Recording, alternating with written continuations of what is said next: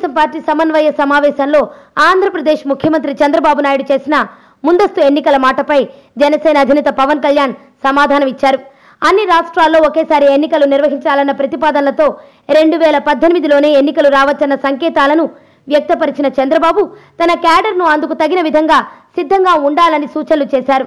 అయితే ఇది TDP cadre కేమో గానీ జనసేన అధినేతకు మాత్రం బాగా తగిలినట్లు దీంతో తాజాగా వేసిన ట్వీట్ సోషల్ మీడియాలో వైరల్ అయింది.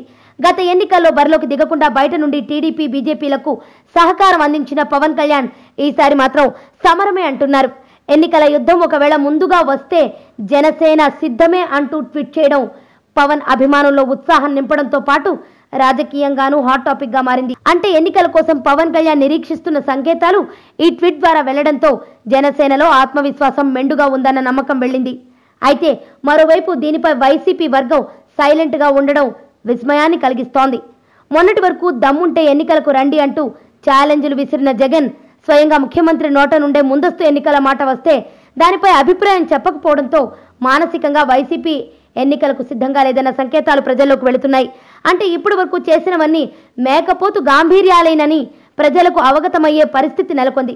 వచ్చే ఎన్నికల్లో పవన్ బరిలోకి దిగడం ఏ పార్టీకి నష్టం చేకూరుస్తుందో ఇప్పుడే చెప్పలేం గానీ ప్రస్తుతం చేసిన ట్వీట్ మాత్రం వైసీపీ వర్గాలను వెనక్కి నెట్టింది.